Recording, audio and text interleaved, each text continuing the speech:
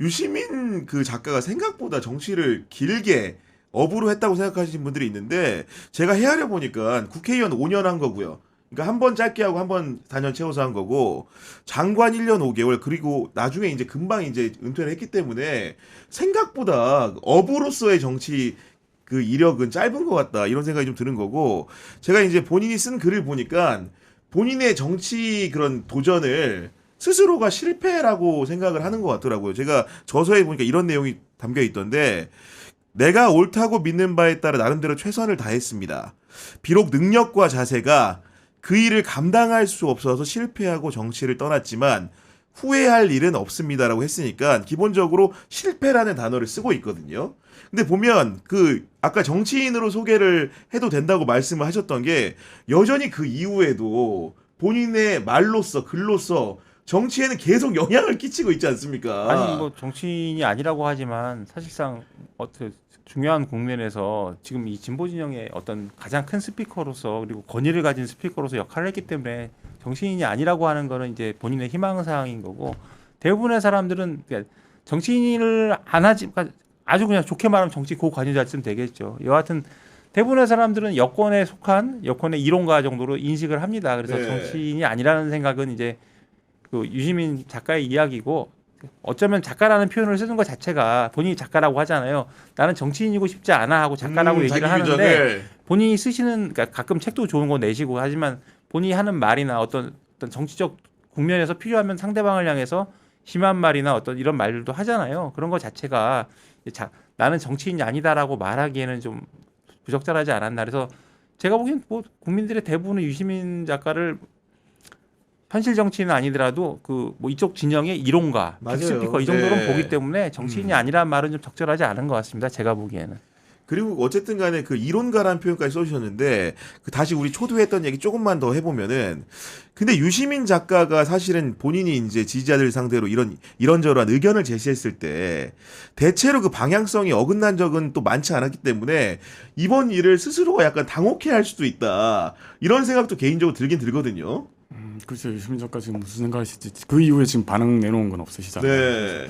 모르겠습니다. 뭐 최근에 뭐 어디 손석희 어디에 뭐 출연한다고 하던데 그거는 아마 주제가 뭐 저기 윤석열 뭐 내란 관련한 것들인데 아, 그런 데서 주로? 좀 나오지 않을까 싶긴 한데 네. 다만 이게 뭐 그리고 제가 뭐 저는 뭐 밖에서 보는 입장이니까 본인 속마음이 알 수 없지만 지금까지 유시민 장관이 약간 작가가 걸어왔던 걸 보면 딱히 그런 걸 그렇게 개의치 않는 성격 아닌가요? 아, 신경 안 쓴다. 네. 저도 하나 덧붙이면 유시민 작가가 이번에 사실 저는 한 해명이 좀 당혹스러웠어요. 듣고서. 뭐냐면 그 본인이 이제 그 뉴스공장에 출연하겠다고 자청을 했다고 하잖아요. 하면서 하는 말이 합당 반대하는 사람은 합당에 반대하는 이유를 대라. 그리고 뭐 절차를 가지고 시비를 걸지 마라. 그리고 뭐 내심 반대하지만 반대 이유를 말할 수 없을 때 뭐 절차를 문제 삼는다. 이렇게 말을 했는데 상당히 듣기 편한 발언은 아니죠. 일단 반대하는 사람은 반대하는 이유를 대야 한다는데 이거는 어떤 용의자되고 나 범인 아니야. 근데 네가 범인이 아니라는 증거를 대봐. 이런 거하고 똑같은 맞아요. 거라고 네. 생각해요. 그리고 기본적으로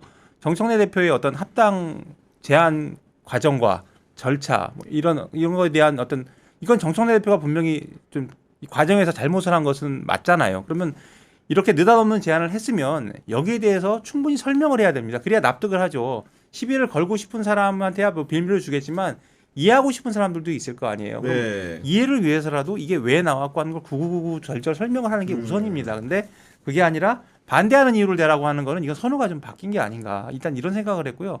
절차 가지고 시비 걸지 말라고 하는데 절차가 너무나 중요하죠. 사실은 저는 민주주의에서. 예. 유 작가가 이런 말을 했다는 것 자체가 좀 의심스러워요. 네. 아니 민주주의의 가장 중요한 게 절차 아닌가요? 그렇죠. 예. 네. 아니 윤석열이 왜 그렇게 됐어요? 그렇죠. 그러니까 네. 절차를 문제 삼지 말라는 거는 야 이거는 좀 유 작가가 좀 많이 좀 격앙되신 게 아닌가 그런 생각이 들었고 그러면서 그분이 그렇게 믿구나 이제 이런 생각까지 해봤는데 이렇게까지 말을 하면 사실 받아들이기가 쉽지가 않죠. 그러니까 여기서 날 믿고 따르라 이런 건데 그런 거나 다름이 없죠. 뭐 저 이렇게 말하면 좀 그렇지만 제가 많이 생각을 했는데 이제 저희가 이제 재래식 언론이 됐잖아요. 유 작가님 때문에. 근데 이거는 저기 옛날에 보면 저희도 이제 저는 그 엄혹한 시절에 학교를 다녔기 때문에 권위가 떨어지면 높은 어떤 사람이 나와서 얘기를 하면 이제 그거로 권위를 실어서 갑니다. 근데 나를 믿고 따라라는 거야말로 이제 재래식 지식인들이 하던 짓이에요. 그래서 좀 한번 본인도 유 작가도 요 표현에 대해서는 한번 본인을 돌아봐야 되지 않을까.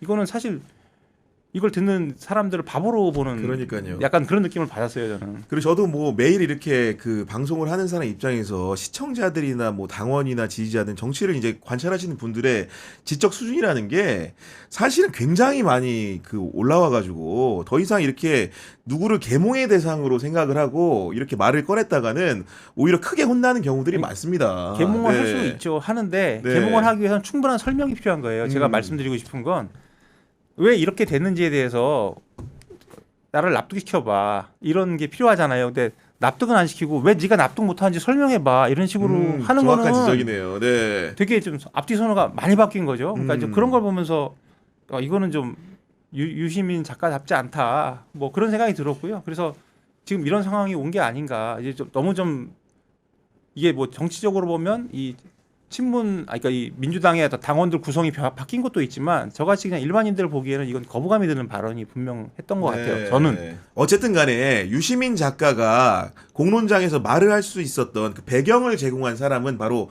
김어준 공장장이기 때문에 그 김어준 공장장에 대해서도 사실 세간의 시선들이 다른 반응들이 많이 온 것인데 그런 이유는 좀 어떻다고 분석하십니까? 이것도 역시 뭐 일단 합당 제안은 대표로서 해야 할 이렇게 나왔는데 역시 김어준 공장장도 좀 설명이 부족하지 않았을까 그런 얘기를 하고요. 이제 설명이 없으니까 뭐 선거 앞두고 힘 합치니까 당연하다는 식으로 얘기하는데 아니 지금 뭐 굳이 힘 합칠 이유는 없잖아요. 이제 그런 얘기를 했고 저는 오히려 이제 김어준 공장장이 전주철 변호사에 대해서 뭐 알고 보니 해도 됐었던 인사이긴 것 같긴 해요. 이거 자체가 진짜 좀 심한 발언이었던 것 같고 또 이런 말을 하더라고요. 합당 무산된 뒤에 하는 말인데 정청래 대표는 어떤 고개를 숙였잖아요. 근데 합당은 대통령 뜻임을 알고 추진한 거다. 대통령이 반대하는데 어떻게 추진하느냐 이거 자체가 좀 어폐가 있었고 그다음에 무슨 말을 하냐면 지금 이제 정청래 연임 조국 대선 후보 미락설이 막 나오는데 그럼 뭐 연임하면 안 되고 조국 대선 후보가 되면 안 되냐 이러면서 하는 말이 정청래 연임과 조국 대선 후보가 되면 안 된다는 그런 정치적 욕망이 이번 사단을 만들었다 이런 얘기를 합니다. 이거 역시 좀 촌도를 바꾼 거죠. 네. 왜냐하면 정 대표가 느닷없이 합당 제안을 하고 어쨌든 과정과 절차가 석연치 않았기 때문에 이런 그래서 문제가 난 거죠. 이런 네. 건 났는데 오히려 이걸 이제 지적한 사람들이 니들이 나쁜 욕망을 가지고 이 사단을 만들었다는 거는 이거는 사실 좀 이것도 역시 선호가 뒤바뀐 거 아닌가 그래서 제가 좀 납득하기가 좀 어려웠어요. 그래서 뭐 매맞을 각오하고 지금 드리는 말씀인데 좀 솔직히 좀 동의가 안 됐습니다. 그래서 네. 제가 합당을 찬성하고 반대하는 이런 말씀을 드리는 게 아니라 과정에 있어서 이런 식으로 하면은 이게 다 과연 이제 우리 다 시민들인데 그 두 번 대통령 탄핵을 하고 민주주의를 회복한 우리 시민들인데 우리 지적 수준에 맞춰서 이것들이 과연 맞는 발언들인가 좀 이런 의문이 들었어요. 그리고 이제 이쯤 국면이 되다 보니까 과연 이렇게 의심의 그 어떻게 보면 정점에 있는 사실은 이건 의심의 영역이긴 합니다만은 그 문재인 전 대통령 같은 경우에는 좀 이번 합당 문제에 대해서 개인적으로 어떤 정치적 견해를 갖고 있을까 이걸 궁금해하는 분들도 꽤 있을 것 같아요. 일단 문재인 대통령이 뭐 꼭지점에 있다는 식으로 막 친문 기획설 하는데 저는 좀 이런 거에 별 동의하는 편은 아니에요. 근데 그러니까요. 네. 문재인 대통령이 일단 정치적으로 영향력이 좀 없고요. 기본적으로 문재인 대통령은 제가 따로 뵌 적이 없고 어떤 분인지 뭐 개인적으로 아는 건 아니지만 이분은 정치적인 분이 아니고 정치를 좋아하시는 분도 아니고요. 그래서 제가 보기에는 굳이 이게 여기에 관여했을 것 같지는 않아요. 다만 이제 친노고 친문이고 특히 친노 친문은 이제 구심점이 없잖아요. 그러니까 이제 문재인 대통령을 기화 삼아서 이렇게 뭉쳐다 할 수는 있겠지만 오히려 지금은 문재인 대통령이라는 이름이 나오는 것 자체가 부담스러울 수 있죠. 도움이 크게 안 되잖아요. 그래서 오히려 제가 보기에는 이제 지금 그 합당을 제안한 쪽을 공격하는 쪽에서 일부러 사실은 문재인 대통령 자꾸 소환하는 것 같아요. 왜냐하면 문재인 대통령 그러면서 문재인 대통령 과거 실책에 대해서 막 얘기를 하잖아요. 뭐 그러면서 뭐 엊그제 평산마을 책방에서는 뭐 부동산만은 잘못했습니다 하니까 반대하시는 분들이 부동산만 잘못했냐 막 이런 식으로 그래서 이제 약간 반대 여론을 더 키우기 위해서 문재인 네. 대통령을 좀 끌어들이는 느낌이 좀 있어요. 그리고 다만 이제 이런 생각은 들더라고요.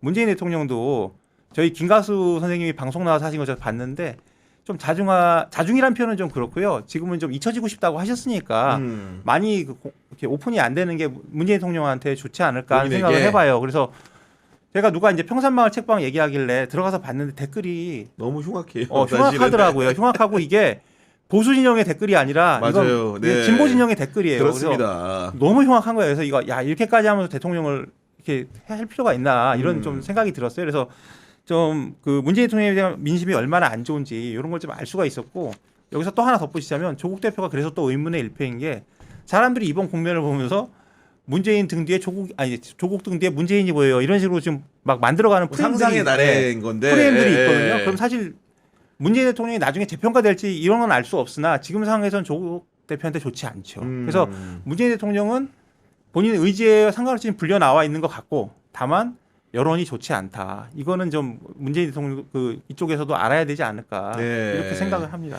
알겠습니다. 마지막으로 인물비상구의 시그니처 코너죠. 한 줄평으로 마무리하도록 하겠습니다. 한 줄평은 김진우 선배부터 들어보도록 하겠습니다. 뭐 합당 논의 과정에서 제가 뭐 한 줄 평을 두 개 생각을 했는데요. 제가 예전에 아마 윤석열 정권 인사들 향해서 이제 영화 대사를 패러디해서 말했던 게 있는데 꼭 그렇게 해야 속이 시원하겠냐?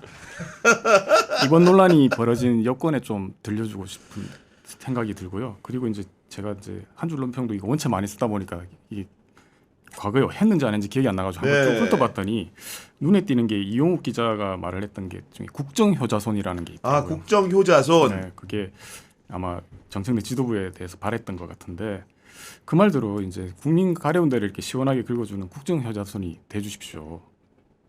괜히 엄한 데 긁어가지고 부스럼 만들거나 남의 다리 긁지 말았으면 합니다. 정확한 촌철살인 아닌가 싶습니다. 이어서 이용욱 선배 한 줄평 들어보도록 하겠습니다. 예, 뭐 이거 뭐 상대를 갈 건 아니고 일단 지금 우리 기사도 썼지만 그 여권의 빅스피커 진영이 어쨌든 변한 것 같습니다. 이걸 내가 전제로 좀 하고 싶은 말이었는데 그래서 그 동안은 뭐 또 매를 맞을 각오를 하고 드리면 김어준 이제 공장장이나 유시민 작가가 어떤 큰 스피커고 이분들이 말하면 여론이 확 정리가 됐는데 이분들이 이번 과정을 겪으면서 조금 그 약간 어떤 개파의 보스가 개파의 스피커 정도로 약간 작아질 수도 있는 약간 이런 위기에 처했다고 생각을 해요. 그래서 이런 것들을 이제 왜 이렇게 됐느냐 생각을 해보면 저는 이런 말을 하고 싶어요. 지금 여기 논란이 됐던 모든 분들에게 하고 싶은 얘기가 지금은 대통령의 시간이다. 이 말을 하고 싶어요. 대통령의 시간이다. 이렇게 하는 것들이 아무 도움이 안 됩니다. 대통령한테도 도움이 안 되고 국정에도 도움이 안 되고 본인들한테도 상처만 입었잖아요. 그러니까 그렇죠. 지금은 대통령의 시간이라는 생각을 갖고 앞으로 임해달라 네. 이렇게 말씀드리고 싶습니다.